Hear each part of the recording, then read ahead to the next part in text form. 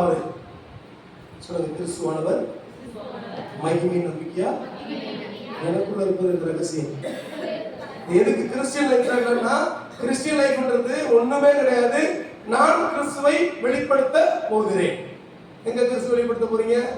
இந்த பூமியில இருக்கிற உறவுகளிடத்தில் நான் இயேசுவை வெளிப்படுத்த போறேன். எப்படி இயேசு வெளிப்படுத்துவீங்க? அவருடைய கனிகளினால அவர் வெளிப்படுத்த போறேன். எதுவுமே உங்கள்கிட்ட இருந்து எடுத்து கொடுக்க வேண்டாம். அவர் உங்களுக்கு தந்ததை நீங்கள் மற்றவரிடம் ஷேர் பண்றது பேர் தான் கிறிஸ்டியானிட்டி. எப்படி எப்படி நீங்க ஷேர் பண்ணுவீங்க? இயேசு என்னை அளவில்லாமல் மன்னித்திருக்கிறார். இயேசு என்னை அளவில்லாமல் மன்னித்திருக்கிறார். அந்த மன்னிப்பை மற்றவர்களுக்கு நான் பகிர போறேன். இயேசு என்னை மிகவும் அன்பாய் நேசித்திருக்கிறார். அந்த அன்பை நான் ஷேர் பண்ண போறேன். யார்கிட்ட?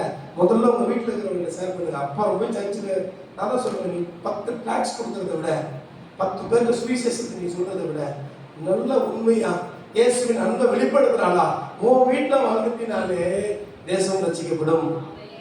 10 தேசத்திற்கான ஜெபத்தை கலந்து கொள்வதை காட்டிலும் சொந்த வீட்டுல இயேசுவை அறிந்தவனா, இயேசுவை ஏற்றுக்கொண்டவனா, கிறிஸ்துவின் அன்பை வெளிப்படுத்துறாங்களா, என் வீட்டில் என் மாமியார்கிட்ட, என் மாமனார்கிட்ட, என் பிள்ளைகிட்ட, என் குழந்தைகிட்ட எல்லாருக்கும் நான் அன்பை வெளிப்படுத்தி அவங்க அப்படிதான் இருப்பாங்க. இப்பயும் சொல்றேன், அவங்க அப்படிதான். பைபிள் சொல்றது, கோணலும் மாறுபாடுமான சந்ததியின் நடுவே நீங்கள் குற்றமற்றவர்களாக இருங்கள். அல்லேலூயா. அந்த வார்த்தை கேட்க